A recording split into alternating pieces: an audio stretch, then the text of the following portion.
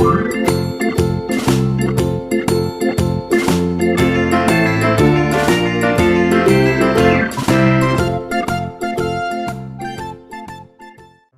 langsung pada kesempatan kali ini kita akan belajar bersama, yaitu akan membahas sebuah materi yaitu peluang bisnis. Nah, di sini kita akan membahas dari pengertian peluang bisnis, kemudian menemukan peluang bisnis dan peluang membuka bisnis. Nah, langsung saja di sini kita akan menjelaskan materi atau submateri yang pertama, yaitu tentang menemukan peluang bisnis. Nah, tapi sebelum kalian menyimak tentang submateri yaitu peluang bisnis ya, kalian akan mendengarkan tentang pengertian peluang bisnis. Nah, sebenarnya apa sih peluang bisnis itu? Mari kita simak materi berikut ini. Nah, pada pertemuan kali ini kita akan membahas tentang peluang bisnis dan strategi bisnis. Nah, pada materi kali ini kita akan membahas submateri tentang peluang bisnis. Nah, sebelumnya kita akan membahas lebih dahulu tentang pengertian peluang bisnis.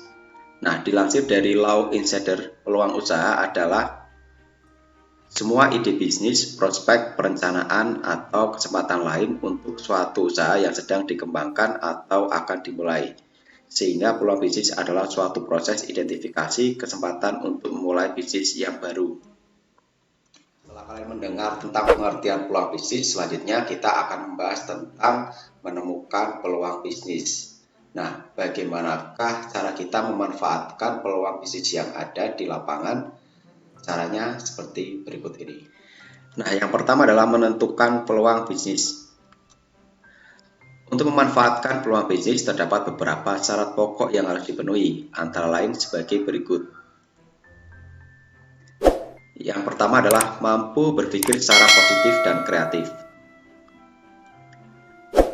Nah, yang pertama adalah percaya dan yakin bahwa usaha dapat dilaksanakan. Percaya diri dan yakin bahwa usaha atau bisnis dapat dilaksanakan itu perlu kita bangun di dalam diri kita sendiri. Nah, yang kedua adalah bersikap terbuka untuk menerima gagasan baru di dalam dunia usaha. Nah, bersikap terbuka untuk menerima gagasan baru di dalam dunia usaha juga kita perlu tanamkan di dalam diri kita. Nah, hal tersebut digunakan agar kita bisa mampu atau menerima gagasan baru di dalam dunia usaha. Nah, gagasan ini bisa kita terima dari rekan kerja kita. Yang ketiga adalah percaya terhadap kemampuan diri sendiri. Nah, kita harus memiliki tingkat percaya terhadap diri kita sendiri atas kemampuan yang kita miliki, sehingga kita bisa melakukan apa usaha yang kita jalankan. Yang keempat adalah bersikap terbuka untuk mendengarkan saran orang lain.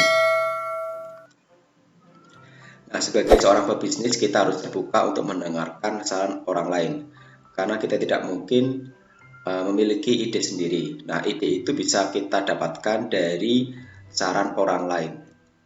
Yang kelima adalah memiliki etos kerja yang tinggi. Nah, sebagai seorang pebisnis kita harus memiliki etos kerja yang tinggi ya. Kita harus kerja keras untuk mendapatkan target-target dari yang sudah kita rencanakan.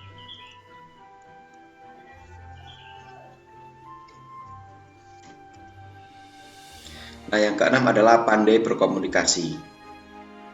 Nah, sebagai seorang pebisnis kita harus pandai berkomunikasi, terutama ketika kita berhadapan dengan rekan atau mitra kerja kita.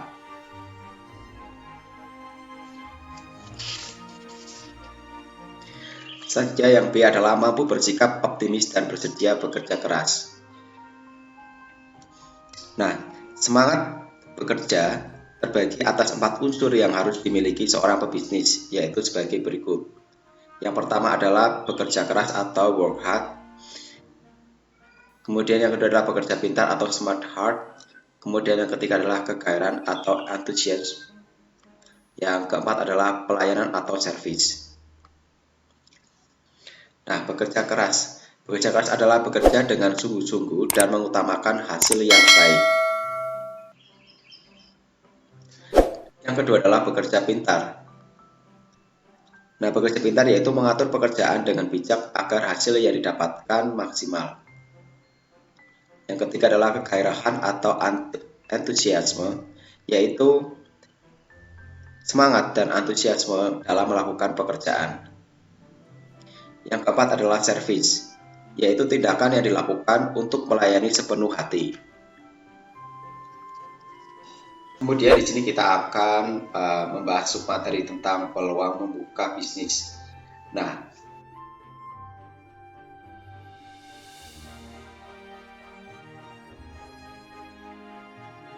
kita bahas di sini yang pertama adalah peluang bisnis yang potensial.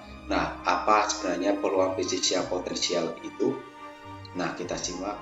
Nah, selanjutnya adalah peluang bisnis yang potensial. Nah, peluang bisnis yang potensial itu memiliki ciri-ciri. Yang pertama, produk yang memiliki nilai jual yang tinggi, kemudian memenuhi kebutuhan masyarakat, kemudian 3, kerugian yang minimal, yang keempat adalah jenis usaha yang tidak musiman, dan yang kelima adalah bertahan lama di pasar. Nah, yang pertama adalah produk yang memiliki nilai jual yang tinggi. Nah, seperti di layar, ini adalah sebuah produk yang memiliki nilai jual yang tinggi. Ini adalah sebuah tas yang harganya miliaran ya. Nah, nilai jual produk dapat diketahui dengan melakukan riset atau penelitian. Yang kedua adalah memenuhi kebutuhan masyarakat. Nah, ciri ini adalah peluang produk yang potensial dengan menjual produk yang dibutuhkan masyarakat. Hal ini akan menjamin kestabilan usaha dalam jangka panjang. Yang ketiga adalah kerugian yang minimal. Nah, setiap kegiatan usaha pasti ada resiko. Resiko berupa kerugian yang kecil merupakan pertimbangan yang baik apabila ingin memulai usaha. Yang keempat adalah jenis usaha yang tidak musiman. Usaha yang bersifat musiman tergolong sebagai usaha yang mudah menghasilkan keuntungan, tetapi tidak bertahan lama karena hanya terjadi pada musim tertentu. Dengan kata lain, untuk menjalankan usaha tersebut harus menunggu musim itu kembali. Yang kelima adalah bertahan lama di pasar. Nah, usaha potensial dan dapat berkembang adalah yang dapat bertahan lama di pasar, sehingga memiliki kesempatan mendapatkan keuntungan yang optimal. Hal ini juga bergantung pada modal yang dimiliki. Memilih usaha yang dapat bertahan lama dapat dilakukan dengan penelitian pasar atau survei pasar sebelum menjalankan usaha tersebut dan selalu melakukan inovasi. Kita akan membahas tentang pemanfaatan peluang bisnis. Nah, ketika sudah ada peluang bisnis, maka kita harus memanfaatkannya dengan baik. Nah, bagaimanakah cara kita memanfaatkan peluang bisnis tersebut? Nah, caranya adalah sebagai berikut. Nah, selanjutnya di sini kita akan membahas tentang pemanfaatan peluang usaha atau peluang bisnis. Yang pertama adalah produk yang sudah ada, yang kedua adalah pameran dagang dan pameran hasil, kemudian yang ketiga adalah lembaga pendidikan, dan yang keempat adalah media informasi. Nah, yang pertama adalah produk yang sudah ada. Nah, suatu produk dapat dikatakan berhasil memenuhi kebutuhan dan keinginan konsumen apabila produk tersebut telah berhasil dipasarkan. Nah, suatu produk yang akan diproduksi dapat berupa produk yang baru yang saat ini masih diminati. Namun, pastikan bahwa produk yang akan dihasilkan memiliki perbedaan dari produk yang sebelumnya telah ada. Yang kedua adalah pameran dagang dan pameran hasil. Pameran produk umumnya dimanfaatkan oleh produsen untuk menginformasikan produk barunya. Wirausahawan dapat mencari inspirasi dengan melihat produk-produk baru tersebut. Dengan mengunjungi pameran bisnis, wirausahawan memiliki peluang untuk menjalin kerjasama dengan pemilik produk untuk memasarkan produk mereka. Selanjutnya adalah lembaga pendidikan. Lembaga pendidikan misalnya seperti universitas memiliki visi tidak hanya mengembangkan pendidikan dan pengajaran, tetapi juga mengembangkan penelitian dan kegiatan pengabdian pada masyarakat. Dengan membaca hasil penelitian dilakukan lembaga pendidikan tersebut, wirausahawan dapat mencari inspirasi yang berkaitan dengan produk yang akan dikembangkan. Media informasi seperti buku, koran, majalah, dan internet dapat dimanfaatkan sebagai sumber informasi untuk mencari inspirasi yang berkaitan dengan usaha yang akan dijalankan. Saya sampaikan, semoga bermanfaat. Jangan lupa untuk selalu like, comment, share, dan klik tombol subscribe serta klik tombol loncengnya. Semangat belajar dan tetap menjaga protokol dan tetap di rumah saja. Terima kasih.